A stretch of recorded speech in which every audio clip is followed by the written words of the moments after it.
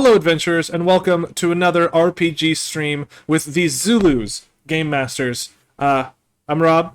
To my side here is Alex, and below me is Jason. Gentlemen, how are you doing today? Doing pretty good, actually. Doing all right. I'm getting ready to hang out, have some fun, do some cool stuff. Sounds no fun! People only learn things about D&D. So a couple of interesting things. Firstly, and very importantly, we are getting ready for the summer camp. So this is the Young Adventure Summer Camp that is going to be from... Oh, I forgot the dates. Do we have dates? It's gonna be in 2 weeks. It's gonna be July 26th all the way through July 30th. We're gonna have 2 available time slots. We're gonna have Zoom meetings open from 1 p.m. to 3 p.m. and we're also gonna do 4 p.m. to 6 p.m. You can either sign up for all 5 days, all 10 total Zoom meetings, or if you're a little busy during the week, you can pick and choose to select whichever ones you are available for. We're gonna do a whole bunch of cool stuff. We're gonna be doing some tips and tricks on how to play D&D, learning how to DM. We've gotten a lot of people who are looking for that, so might as well be able to give some of our tips and tricks. And we'll also be doing some playing as well. So, yeah. fresh out of that. We should play D&D. If you want any more information about that, you can either email us at zulusdnd@gmail.com. It's this guy down here. Also, if you go to zulusgames.com, there is the information is under. You've changed the name, and I keep forgetting. D&D. What now? So it's Zulu's D&D. It's the Zulu's D&D program. Zulu's D&D program. That'll have all the information, specifics, how much, when, all that good stuff. That'll get you taken care of. Additionally, I have a Thursday adult game that is getting started, getting ready to go. So if you are interested in playing some D&D in the frozen north of Icewind Dale, we still have a couple more spots. So feel free to send an email to that zulusdnd@gmail.com. That'll be on Thursdays from 7 to 9. It is $25 a session, and it is meant for 18 plus. So, Jason, do you have any announcements? What do you got for me? Oh, not really. Just I'll piggyback off of your guys's. We also are always, if you're interested in running adult games, we can easily try and figure out a night for you. I'm currently running on Friday nights. I have 4 people in that group, but there's always a space. So we are and also we are also accepting kids for our regular D&D program, although we are doing on a 2-week hiatus from that. So it will be 2 weeks before we're actually running again for our normal sessions, which are 100% every weekday. Alex, do you still have a weekend slot or? Yeah, so I've got a couple of, so let's see, for the weekend slot, I can definitely make a weekend slot work. We will be taking a hiatus soon, but yes, I will be able to have some weekend availability. Yeah. Or if you and a bunch of friends just want to play D&D with us, feel free to sign up for a one-shot. If you and your friends want to play D&D, but none of you want to be the DM, yeah, we got you covered. Yeah. Just go, and it's also going to be under the Zulu's D&D program tab on zulusgames.com, and you can go ahead and scroll all the way down and select, I want to basically rent a DM for the night. Yeah. If you have questions before you want to throw money at us, you can also just email us and we'll work it out with you. Just if you have any questions or or specific requests. We also do other games other than D&D, so that is a thing to point out. Yeah. I'm a big fan myself of the D6 Star Wars game, the West End one. It is so much fun and a fun departure from what would normally be D20 based systems. Speaking of which, getting too far from D20 based systems, this Friday is the pre-release for the Adventures in the Forgotten Realms, which is a magic set in the Forgotten Realms. I've been playing a little bit on Arena, and I love the cards. I have a goblin sword deck, so it's goblins and weapons and a smith, and it's so much fun. The portable hole is my favorite spell. It's the best. Nice. I've also been playing on Arena a whole bunch, and I actually saw someone. So I've been watching some other people play. They have this Bard class deck where essentially they just play these legendary creatures almost for free, and just play gigantic legends and just a swing face, smash face, and it's so cool. And now the reason I bring this up in this particular thing, it's not just because we like D&D and Magic, but we are doing a release one shot. So if you are at the pre-release, and I believe at the release on Friday, you can sign up for a raffle for a seat at this one shot. It'll be on the I should have known the date before I started talking. The 25th? I thought it was the 24th. 24th is the Saturday. Yeah, I thought it was Saturday. We'll get the exact date, but it'll be that weekend. So yeah, and then you can play some D&D Magic. It'll be loads and loads of fun. But that's not why we're here. Why we're actually here is to talk to you about delightful D&D stuff. And by request from our good friend Alex, we're going to be talking about villains today. Now, a villain is... Sorry, say again? I wanted to point out real quick that this extends beyond D&D. It's pretty much any role-playing game, yes, or even telling a story in general. Villains good, just are narrative, yeah. Yeah. So just as this one's kind of an all-encompassing topic. Yeah. And I'll try to keep my sort of system stuff because you make a good point. I think we do focus a little too much on D&D. Let's broaden our horizons. Now, what is the biggest difference between an enemy and a villain? Because I feel like that's a good sort of distinction to begin with. Because so for me personally, the biggest difference between an enemy and a villain is enemies are significantly more sort of contained. They're a thing that when you first meet them or first introduced to them or however you interact with them, you can probably beat them. Whereas a villain is going to be something where the first time you interact with them, you maybe can't necessarily beat them. Jason, how about yourself? How would you differentiate between a villain and, say, just an enemy or something else? Yeah, like your typical minion or villain, it's going to be more of something that's more of an obstacle. You deal with them because you have to. They're not necessarily, okay. there's not a driving force to make you want to go. They may have goals of their own, but they're probably smaller time, and it wouldn't really matter that much if you don't defeat them. I mean, maybe directly to you, like if they're coming after, if it's a bunch of goblins and they want to eat your horse, that's personal. But in general, like a villain is going to have a bigger plot and a bigger effect, and you desperately want to defeat them. Like if not just for the necessity of what they're going to do or what they threaten you with or the world with or whatever, it's also what you can get from them, because typically villains have the best loot, at least looking at them. Sense. The dragon always looks at you. You're always looking like, oh, dragon horde. It might be a big fight, but I kind of magical. They have magical components within them, right? So, like, I could definitely take a dragon's claw, do some cool stuff. Yeah, claws, hearts, blood, you name it. Scales sounds great. I know Pathfinder has like every bit of the dragon and what it can be used for, but in general, you can, I even if you can't use it for spell components, who doesn't want to have some dragon teeth to show off that you slain a dragon? Just get like this necklace filled with dragon teeth. I just don't think you're going to be making friends with other dragons if you're wearing that. Minor detail, right? Yeah. Yeah, but what if the big bad guy is like just like a regular person? Are you wanting to like walk around with like human teeth? It's like, haha, I defeated this bad guy. You'd send a message. Yeah. Like you definitely said, like people would be like, this guy, I don't.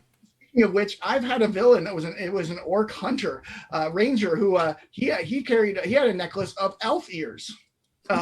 Classic. I like it. Yeah, that was a good, that's one of those, oh, yeah, this guy means business. So those kind of things can be definitely there. And the other thing to look at is, like we were talking about villains and motivations, and we brought up dragons and you brought up people. You can have a dragon hunter who is an antagonist because he could be hunting down good dragons because he doesn't see the difference and will not, he will not rest until all the dragons are destroyed. That can be that's another interesting motive that isn't necessarily classic evil. In fact, his motivations may seem, lawful good. Yeah. But his laws, it's a paladin or something that sees that the world is better off without these dragons. So like he'll just want to just annihilate every single dragon, no matter what. Oh, yeah. So he's just cool with all the dragons dying. Yeah. No specific ones. Yeah, his deity has instructed him to do this, and then we'll get into this in a second because I kind of mentioned it to you guys before. Is the idea of the cat's paw, which is a villain that leads to another villain. So, like in that example, you can easily say like he's following the dictates of his god, but if you find out later that his god was in fact a lying lich, that changes everything. Or an illusionist that was manipulating him to get to the dragon's hoard. I like that too. I like the alliteration of lying lich. For some reason, that just really got to me. I'm a black rogue, or I'm a bard lich. I'm really good at lying. Oh man, I want the bard lich now, because like. You always think of liches as being this sort of like horrible evil. Imagine an articulate lich that like a Pied Piper sort of situation. Come with me and you'll see, and then they all die. You will all die. Then you get back up and exactly, and then you're not my minions. And then you have the thriller dance. Yes, that's amazing. So Michael Jackson, the bard lich is all right, we won. Congratulations, guys. Let's pack it up. We won. So I feel bad. So I didn't get a chance to look at this much. Alex was nice enough to get us some notes for this. What's the first thing you'd like to talk about? Like where do we want to start on this here document? In all honesty, we can really start anywhere on the on like a kind of a list of stuff. So like kind of maybe we should start with determining like how like if you want to design like the memorable bad guy, what do you guys do in order to like just be like, okay, I need this overarching villain that is memorable for the players to actually remember. Because half the time I have players that are like, wait, we're fighting this guy? And I'm like, yes, this guy is still around. Yep. Oh, I thought he just left. So the first thing that pops into my head is, and as I think an interesting distinction is, bad guy, antagonist. I don't generally like to use bad guy. I prefer to use, partially because, genders, but also because I like antagonist. Because you can have someone that is just like a horrible, evil, just degenerate, but if they don't interact directly with the players don't care. I think what really makes a villain that the players care about is someone that is antagonistic to them. So sure, it's bad to have a guy running around killing dragons, but what if they've got a dragon baby that they're trying to transport across the area to get back to its parents because its egg was stolen by a cult from Tiamat? Yeah. Then they become an antagonist. Then they care about them. Then it becomes something like, ooh, this is someone we need to take care of. And so that to me is I like that for my kind of like first kind of starting point is how is this person antagonistic to the players? Yeah, that's a great one. I think the next question, I think that's extremely important, is kind of what you want to go for with a villain. Like, is this going to be a small time villain that's, at the end of the adventure, it's the orchestrator of the adventure, but you kind of want him to, if he wins, but, he can be dispatched, or is this going to be somebody who's a little more robust? Will they only see aspects of his manipulations or her manipulations or whatever it is for that first adventure? So almost like a timeline for the villain kind of thing. Yes, a lot of times I like to do that. I've had villains that like have very strange motivations. Like I had one where he seemed like a villain. He was definitely an antagonist because his whole thing was he thought the party was important enough that they could be.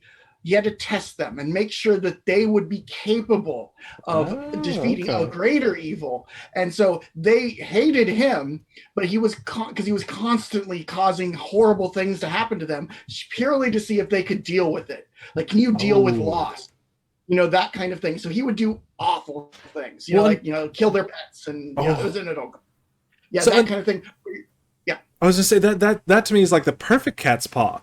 Where like they finally get to the point where they're like, we can finally like this guy's been problem since day one. We are finally strong enough to beat him, and they're like, and then we kill him, and then he's like, excellent, just according to plan. Because then you're like, and this is what he's been preparing you for. There's the book open with like his everything he's planned, and if you were strong enough to defeat him, you could be strong enough to defeat X. What I also like the idea of, and I'm just riffing on this idea because that's what I like to do. If you have, so I think what you were kind of playing at a little bit, and to make it more specific. Sorry, I'll get to my point eventually. I promise. Okay. I think you have sort of styles of antagonists where you have ones that are more clever, ones that are more sort of deceitful, some that are just more powerful than the players, kind of a thing. So if you have this villain that's been sort of testing them, but using a lot of like lies and deceit, what would be really interesting is to like hit them with that. He's preparing you for this big bad. You're not quite done training yet, and see how the players react. Because I feel like if I've been doing it right and I've instilled them with enough of just like this guy, but their characters are good enough, then they're faced with this interesting conflict of like, is this guy's final like screw you plan, or was he actually this whole time being just the worst dad ever? Yeah, Probably the worst dad ever. Yeah, you could jump into like doing the Jigsaw killer from like Saw movies, where it's like that whole thing is like, I will make you appreciate life, or like I'm going to make it so you are better than you are now, by putting you through the ringer, as it were. I teleport you to the middle of this unbeatable dungeon, and you need to fight your way out, because when you beat all that, you'll be ready. That kind of thing. Another example of a similar thing, which was like an early adventure, was I was running a bunch of spellcasters, and having them, part of the test was that they were sent into a kind of a wizardly dungeon that they had to escape from as their last test, and they were so annoyed with it, but they knew that when they got out, they would kind of get their diplomas and so on. And so it's a similar thing, but you can do that much more aggressively with like that evil character doing it, rather than just one that's, a Dumbledore.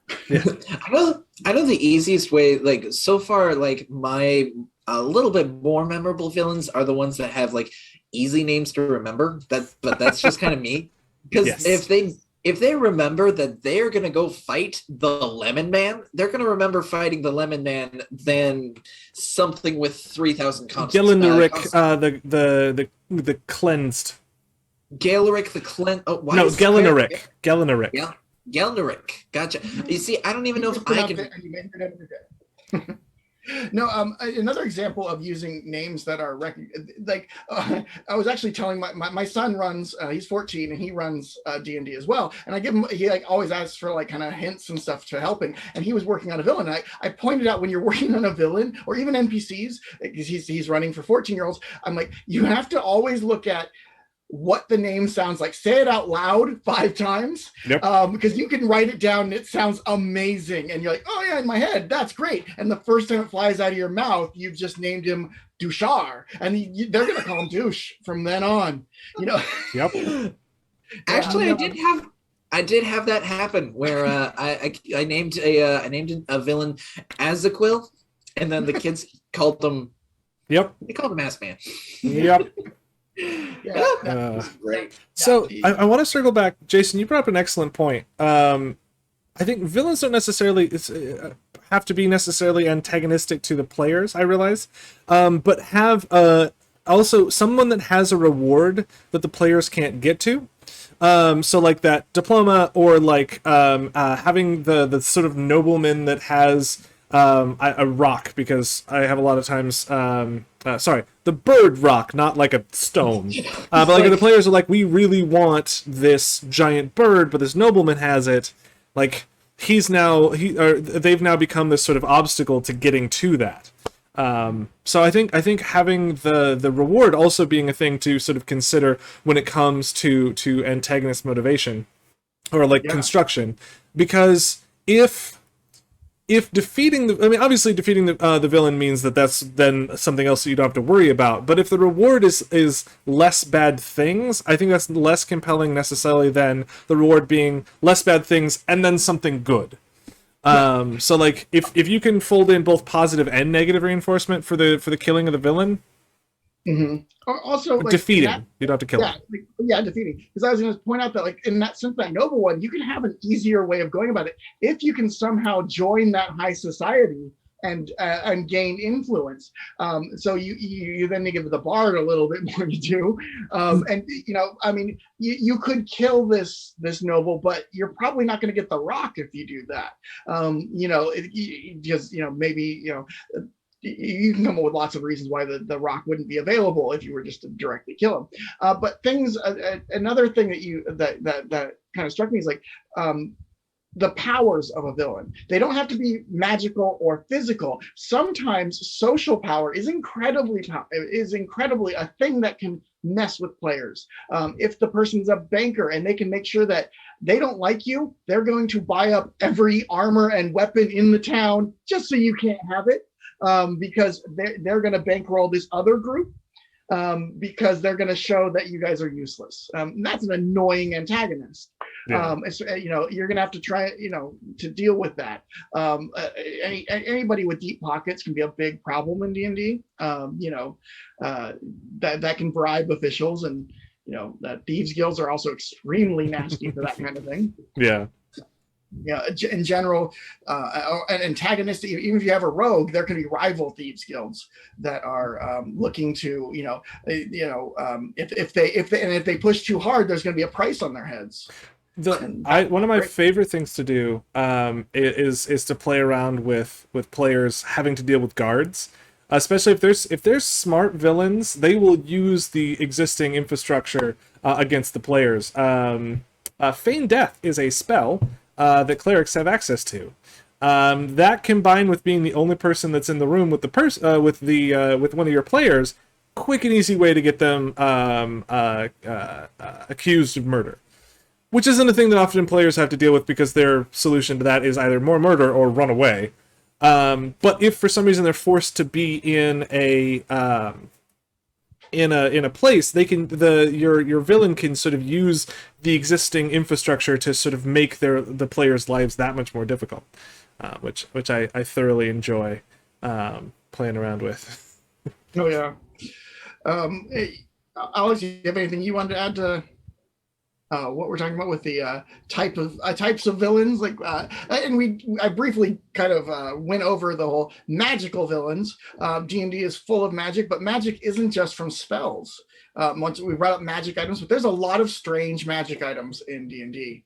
And read through some of those. If you're going to have legendary or artifacts in your game, those are going to be possessed by people, or really badly wanted by people, not just the players. Yep.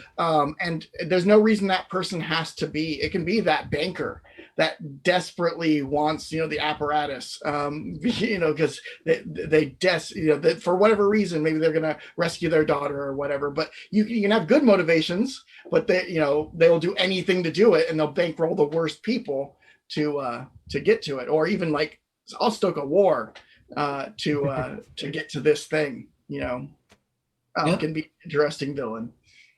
I think the thing that I want to add for making a villain is maybe you can have different we were talking about how you have different kinds of villains. Is there you could have a warrior villain where they're just that powerhouse that is more powerful than Darth the party. Vader. Yeah, Darth Vader is a perfect warrior villain where he will just be walking through and just be beating the heck out of people because he's just stronger, more physically strong than the other than your players. Lord Soth and Dragonlance is a great example of. He's a Death Knight, and he very much reminds me of Darth Vader. Yeah, Death Knights too. That would be a warrior type, or maybe there's the inspirational leader where he is very inspiring, like that Bard Lich that we're developing, where he inspires others so then they can do the fighting for him. So he's got an army for the players to fight against. An army doing thriller. Mm-hmm. Yeah, or just in general, a character, even just a character with a battle master or something can influence a battle, obviously hugely, because there's abilities for a battle master that can grant actions to other characters, and that can turn a tide real fast. You don't that person's used all their attacks. Oh no, they haven't. Minor detail on that. Don't forget action economy when you're making big villains. As awesome and powerful as that thing seems, if they've only got if for every one thing they're doing, the group is doing like 6, you better make sure that one thing it does hits and is awesome. Otherwise, they'll just get locked down and do nothing. That's more specifically for D&D, but I think that also carries over in a lot of the other games, where it's very possible that just purely by number of actions, your villain can kind of get outclassed, which is it's a quick way to make your villain be like, oh, he's just an enemy. He's just a dude that we chop down. 100%. Like a tree. Yeah, being careful not to overwhelm, because if you're like, well, I overestimated, it can go very badly very quickly. But the other one to keep in mind with villains is, of course, a lot of creatures in the Monster Manual and elsewhere have legendary actions, and don't forget those. Legendary actions are very important. Brutal, and if you space them, you've almost cut in half the power of that character. A beholder without their legendary actions, or any major villain or lair action. Sorry, I was gonna say I didn't. Yeah, I forgot they have layer actions. I always forget layer actions. Legendary actions I'm more likely to remember. But yeah, actually, that might be another thing to kind of bring up about a villain. A villain being more than just an individual makes them, I think, that much more interesting to try to fight against. Because obviously you get your commander and it's a sort of army of people, but also having a villain that sort of uses his terrain or uses their layer as an extra part of them, I think makes it that much more interesting. As far as like a good villain is more than a person, it's also what's surrounding them. Strahd is a great example. He definitely took that to the max. He was like, what if instead of just a castle, what if we went the all of it? Just the all of it. So right now I have an enemy where he's kind of like a collector, and so like maybe he can use all of his items. Like if he's just like, oh, I'm fighting a party, I'm gonna grab a sword that's on the wall. Oh, that doesn't work. Gonna grab a hammer. It's on the wall. What if instead of a couple options, instead of him just grabbing things, which I like, what if mannequins, just good old fashioned, or even like a skeleton? Sure, a skeleton only has a very low. It's a 3rd level spell to animate. A single casting keeps you 4. Again, we're going hard into D&D, but having simple things that are made massively more powerful by the fact that they have imagine a mannequin with a Vorpal sword. Yeah, a wand of lightning bolts in the hand of a goblin. And you happen to have an army of goblins, each of them with a massively powerful magic item. Now, of course, you've just given your players a bunch of magic items, but that makes it that much more of kind of an interesting challenge for that collector. Also, if you got a collector, why hasn't he animated them? Yeah. What and that could actually be interesting too. Of each of those different sort of magic items have or artifacts or whatever have been twisted in a way to sort of show the fact that not only does this collector get these things, but then they turn them against you and a kind of a thing. And if you can, it's be more difficult, but if you can steal some stuff from the players and then have those things be things that are attacking the players later, the more you can make it personal, the more they'll really hate that villain.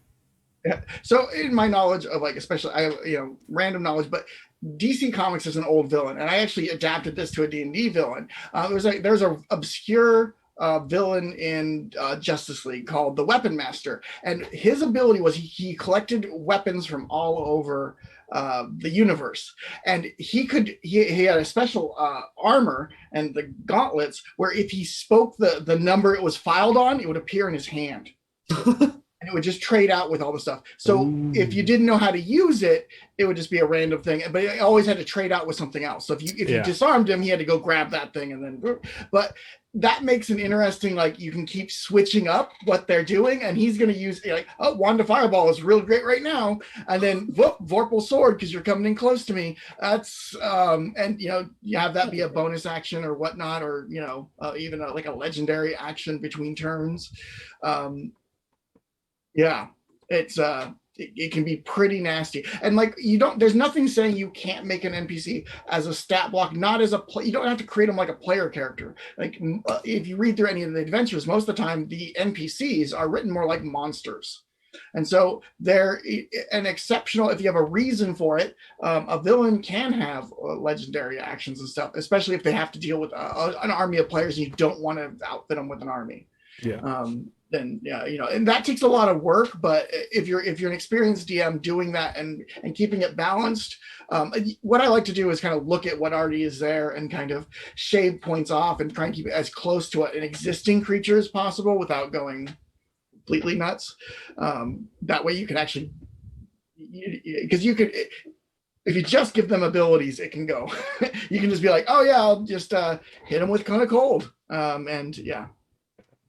But even some creatures will surprise you, as I found out today when I used a Frost Salamander, and that it did a lot of damage. So I think it's the Scout, I want to say, is like only like a CR like 1 or 2 or 3. It's relatively low for the incredible amount of damage and hit points that it has. Like it has a pretty high AC. It has a couple of attacks with some abilities to add extra damage onto it. Plus they're using a longbow. It's like a massive range. So you throw a couple of scouts at them. I think thugs are another one where it's like they're only CR like I think a quarter or something like that, but they've got 32 hit points and they got two attacks, at least one attack with pack tactics. Like you throw a handful of thugs at a group like that, like sure, first level party, you've got then what is that, 120 hit points, 4 attacks each with advantage on them. Sure, their AC is low, but that's a lot of hit points to slog through.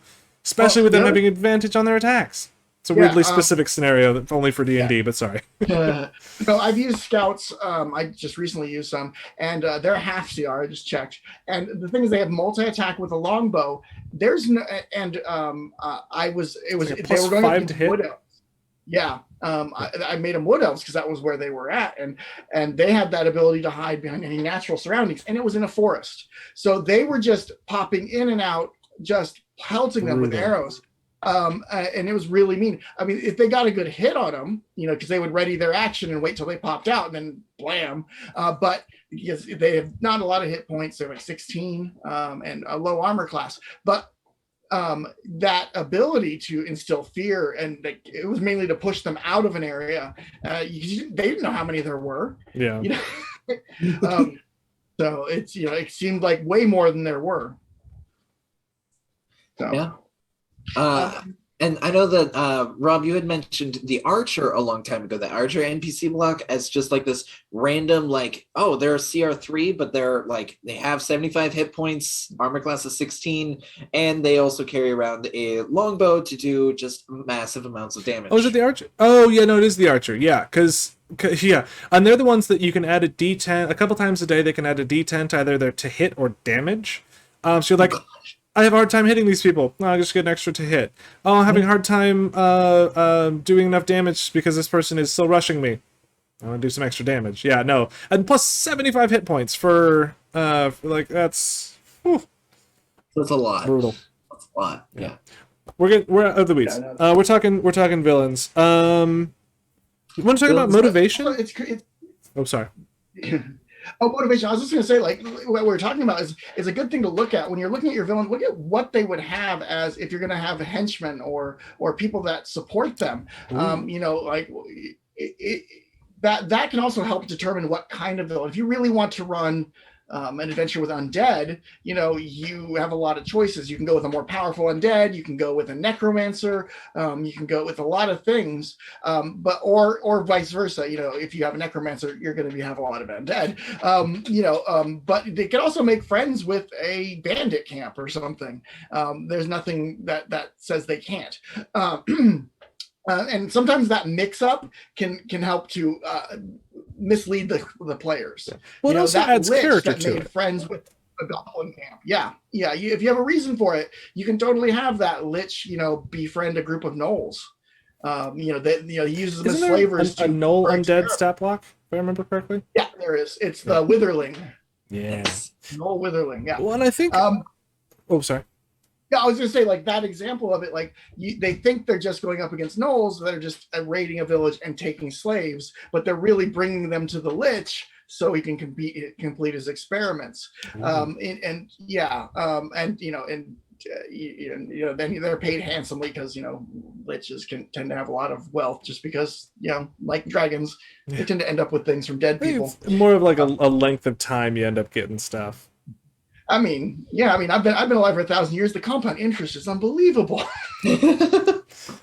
So I think minions or like the things that they've amassed, I think really helps tell an interesting story. And something that you should definitely consider when making a villain is what things they've chosen to surround themselves with. Like a memorable thing is, that lich that took the time to hire gnolls to fight with them, and so you've got gnolls that are being backed up by skeletons. That's a really interesting and memorable fight, and that's in a way sort of an extraction of that villain, because a villain is more than just the individual. It's also the influence they have on the things around them.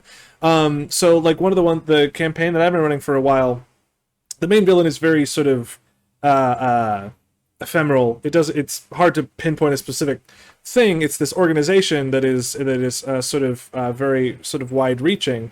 And because of kind of how they do things, they end up with a lot of zealots. Like, there are these people that are so completely committed to their cause, like that their spies, when caught, will swallow beads from a fireball necklace. Like, that's their level of devotion. But that might not be your kind of villain. Maybe your villain doesn't inspire that level of sort of religious fervor or sort of fear. Maybe that's the sort of thing where you can begin sort of like hiring their minions out from underneath them, which could be an interesting way. And again, kind of informs your villain on like what makes them sort of interesting, because in the same way that that villain that's this like weapon master that makes you that's having you be attacked by your own gear later, that's like, wow, this guy, I'm gonna get him. But imagine the other way around, where there's that final fight against the villain, and you're like, hey, guess what? We brought all your minions. Everyone that you sent to kill us, we bribed or intimidated or brainwashed or whatever. Get them, boys.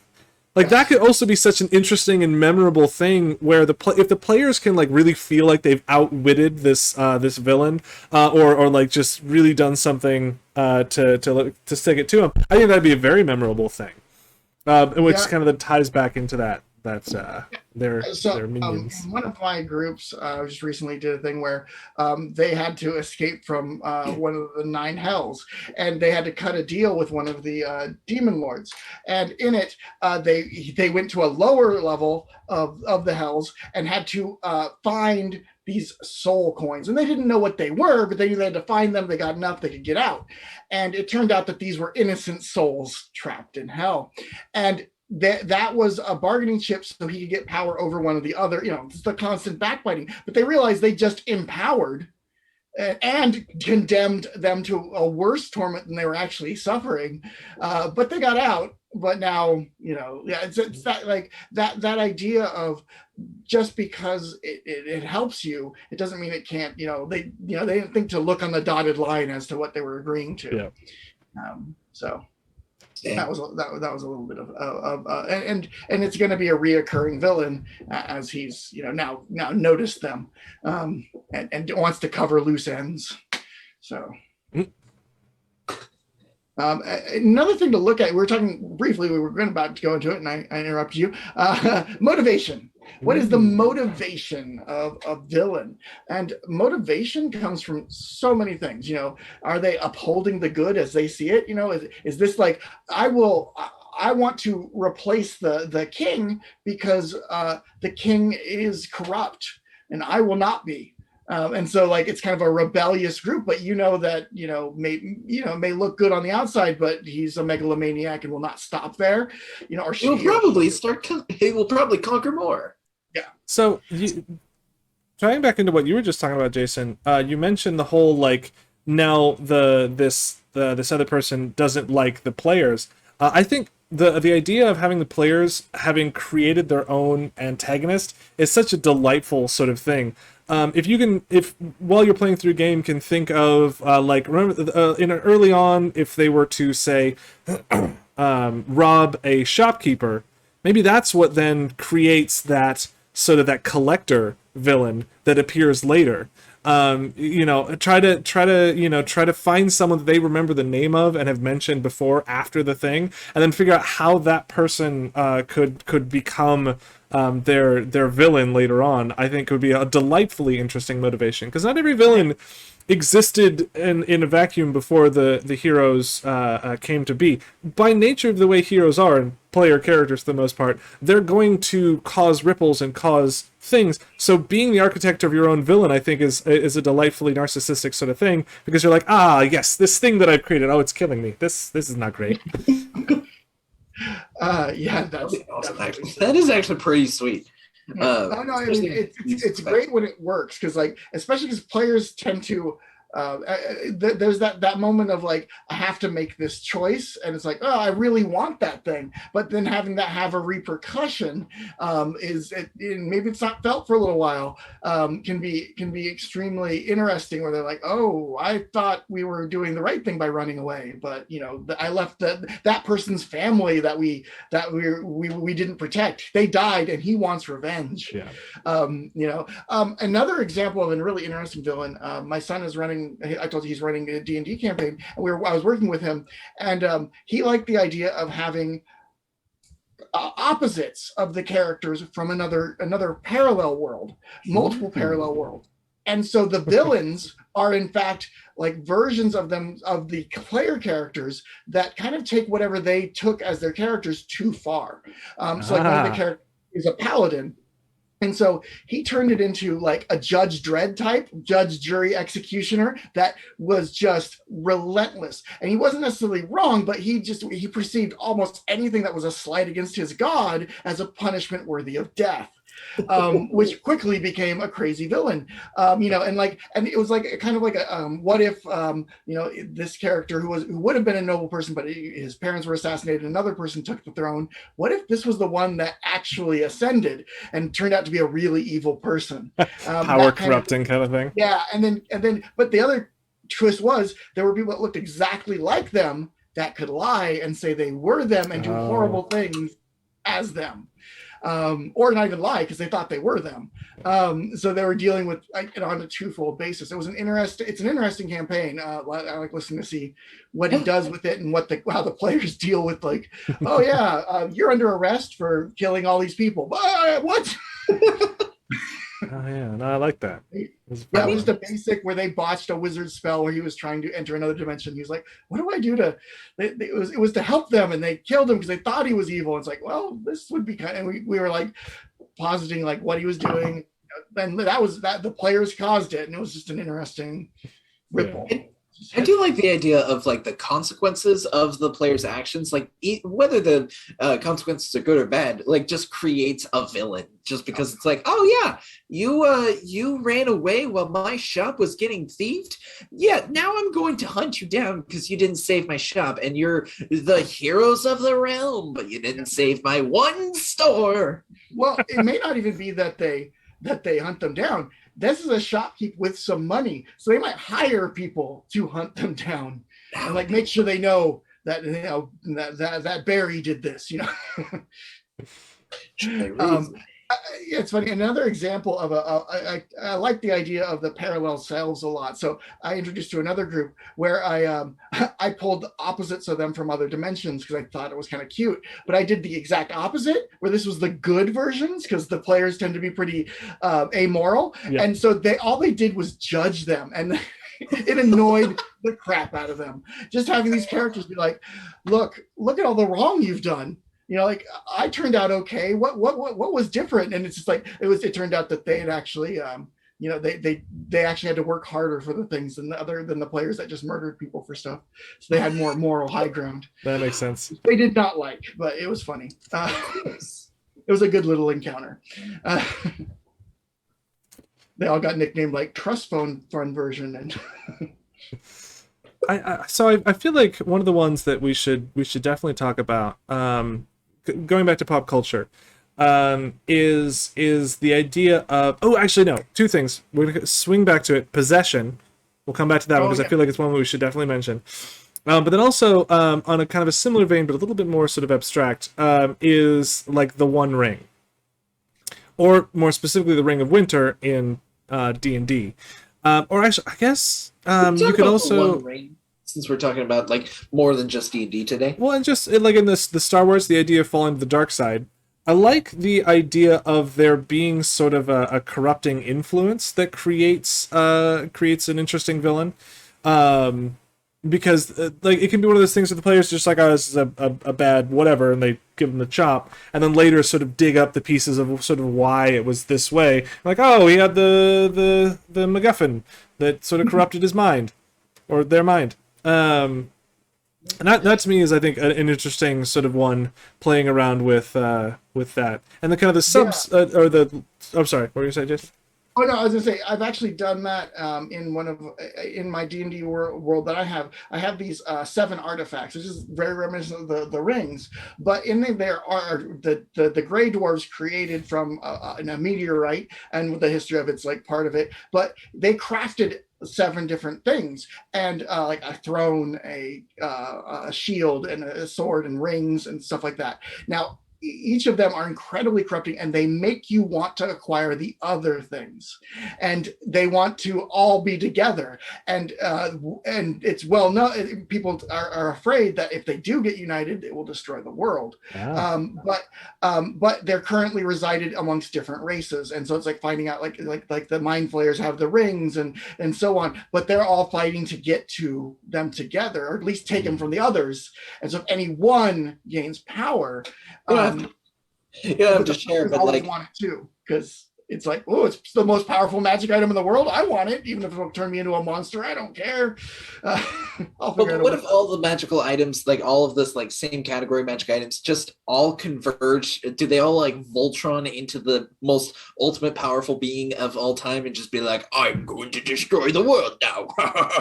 Not exactly.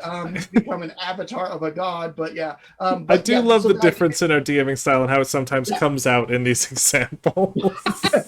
Yeah, so my concept was more of the like all those items together: a shield, a sword, the rings, and the corrupting influence becomes overwhelming, and you're no longer yourself. You become the avatar of this darkness. So you made me think of an amazing idea for a villain. What if a villain wasn't necessarily like a specific person or individual that you could sort of fight against, but rather was this sort of magical sort of pull, like a set of magic items that are trying to get itself back together. That'd be really interesting, because so often I think what you like is knowing that eventually you'll get strong enough that you can eventually stand up to this specific villain, look him in the face, and then just or however you want to actually defeat them. But the idea of having a villain that's so sort of not amorphous. What's the word for having no body? Whatever that is. Intangible. Yeah, intangible, exactly. Having an intangible villain, I think, would be a fascinating and interesting thing to play against. Yeah, like I said, like the dark side, having a corrupting influence, and if it has something a little more to it, like it's not necessarily an intelligent thing. It's just a pull. It's like magnetic north. It exists. Yeah. You just got to stay. You've got to deal with it. If you try and or a lightning rod, you just don't want to be holding on to it when the lightning hits. Yeah. Type of thing. But yeah, there's a lot of to be said for that, because you can have a villain that has it at first, but if you get it away from him, you can become the villain, or other people are wanting to get it from him as well, and they can be way worse. Like if you know somebody who they're powerful on their own, or have a lot of influence, a king or something that drastically wants that crown, that kind of thing, because it's supposed to make you the most desirable person in the world, and there's the twist, but yeah, there's a lot of ways to do it. We also brought up, this goes right with that thing which I mentioned at the beginning, I mentioned before we started, possession. The Exorcist. Oh, yeah. That's a villain that is not, it's also kind of intangible. You can't easily just fight it. And a creature that can, or a person or whatever, if you want, they're a ghost or anything, having them possess either a person they know, ideally it's somebody that they care about, or would respect enough to not want to just murder or they couldn't, if they can't attack the villain without harming the person. Yeah. Another example of that is, say, a creature that has like some kind of magic where it ties the two together. So any damage you do to the villain does it to the other individual. Like maybe it's some kind of powerful, magical rings that they forced another individual to wear, so that you could kill the villain easily if you just killed your best friend or your mother. Or See, again, it comes back to that thing where you have players with more conviction than compassion are trouble to deal with on occasion. So. Yeah. That's the thing. As a player, strive to have more compassion than conviction. Come on. That's why I have a better life. I don't have to have any compassion. Yeah. It was in Exalted they had a system where you had 4 virtues. One of them is compassion, one is conviction. I don't know what the other 2 were because they were not nearly as important as the interaction between those 2. Oh, I also know there's a new role-playing system that's based off of Avatar: The Last Airbender, where they're using like a D6 system and whatnot, but they also have some things where it's like loyalty and like trust. I need to do a little bit more research on it, but it seems cool. Yeah. No, I mean, having mechanics for some of that stuff can really it's kind of like when you're choosing your type of game, looking at the rules and how they reinforce what you're going for. Like Exalted having the convictions, that affects, like, you're going to need to deal with that. I know when I ran Vampire the Masquerade back in the day, it had a system of humanity, and if you behaved like a monster, you would lose control of your character, and eventually you become you could gain more power in the short run, but eventually you were useless, and you could lose control completely of your character, and you would just be an NPC. So you had to be careful, and so waging, like, you had to feel guilt. You had to try and not do evil things, and yeah, so that was built into the system. So I know that our sort of primary Sorry, we're going to say something, Alex? No, I'm not. Oh, I know that our primary system is D&D for the most part, and because I feel like this is specifically tied into that, my curiosity would be, is there a mechanic in D&D or any system that we can directly tie into a villain? Because I think what you said is absolutely right. I think the what the players focus on are the mechanics that exist within the system, in the same, like it's so in so many ways it informs it. I guess the question is what sort of mechanic could we use to tie in the villain to make it more sort of like, not only is it, yes, the villain is the problem, but it's also, there is a mechanical part of the thing that you have to worry about. Yeah. So in the DM's guide, there are the rules for the alternate and additional stats. I've never used them because I always forget before we start, and so it's like, oh, it's too late to assign a stat. But if you know from the beginning you want to be dealing with a character, like, your honor is going to be extremely important, there is an honor stat, and it affects a lot of how your station. I don't remember which website. I remember reading it. I really liked it. So in D&D there are levels of exhaustion. Right. Yes. It's a different scale than everything else in the game. Well, there is a blog a D&D blog that had a thing about alternate kind of tracks. So like things like notoriety. And so as they and you could make them go away by doing things, but as they got higher, that was kind of like your stars in Grand Theft Auto type of thing. But they could also be things like your sanity could be tracked like that, or it's a big chunk that kind of goes down, and it has specific rules at levels as it gets higher.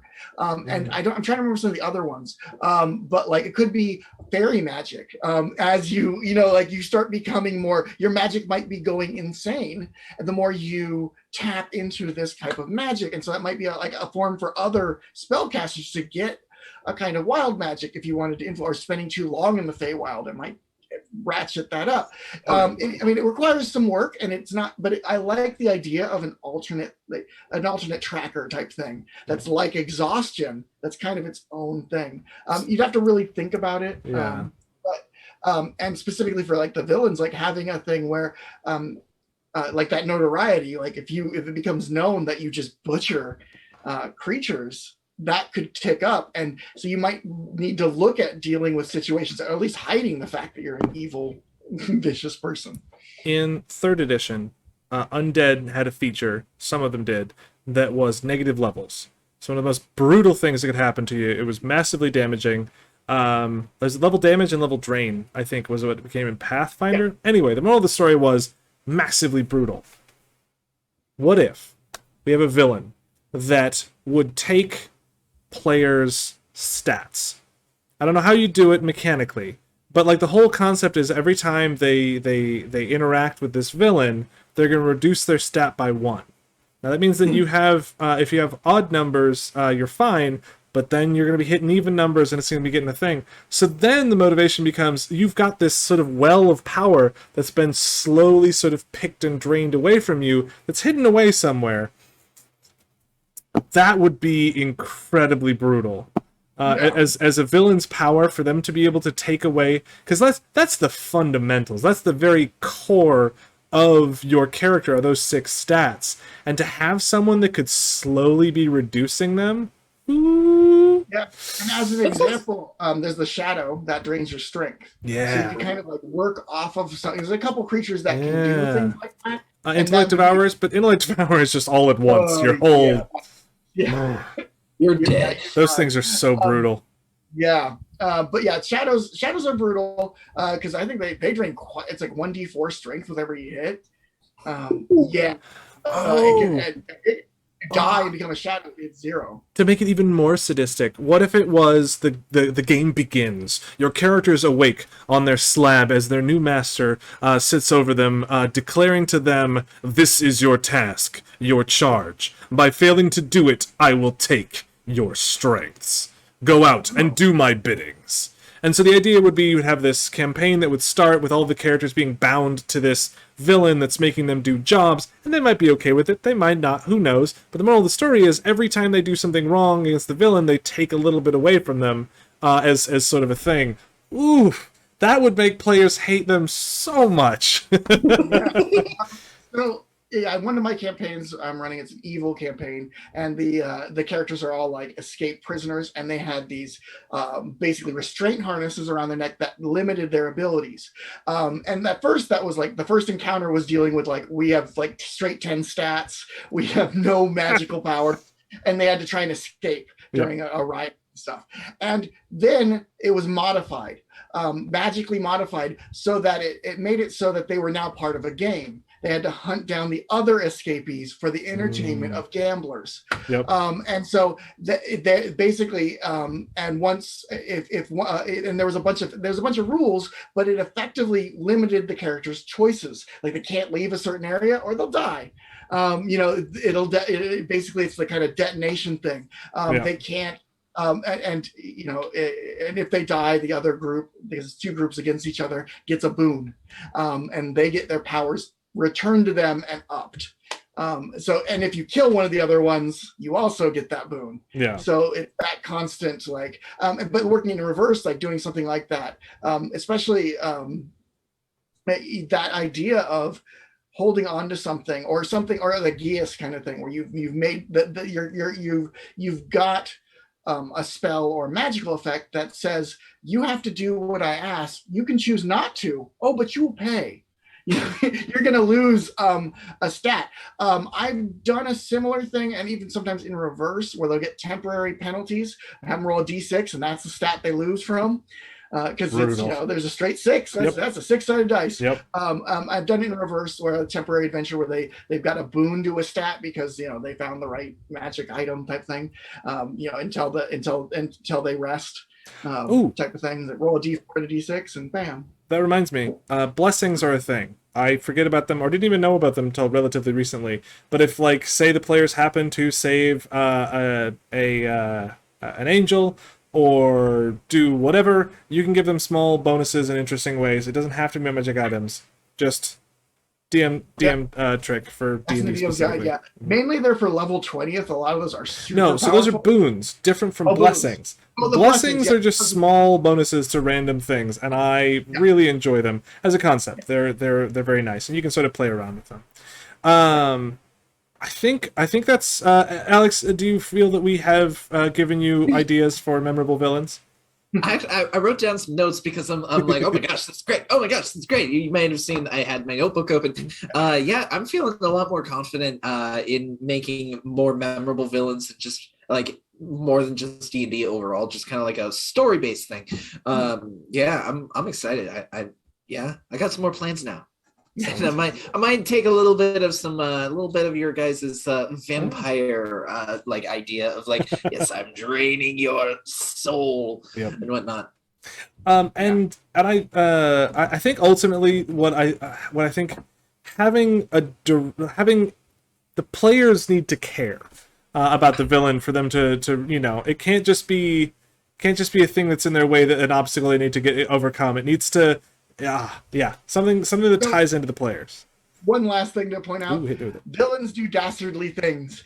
Having them do something dastardly that directly annoys the players is hugely important. If you have them give a character a scar, or steal their favorite magic item, or injure, but you don't have to always murder. You can just like put a character in a coma or some kind of like perpetual sleep, and it's their best. They love that pet or whatever it is. They're the little kobold that follows them around and just really likes those guys. Oh, that's the character that's waiting for the villain to go. Mwah.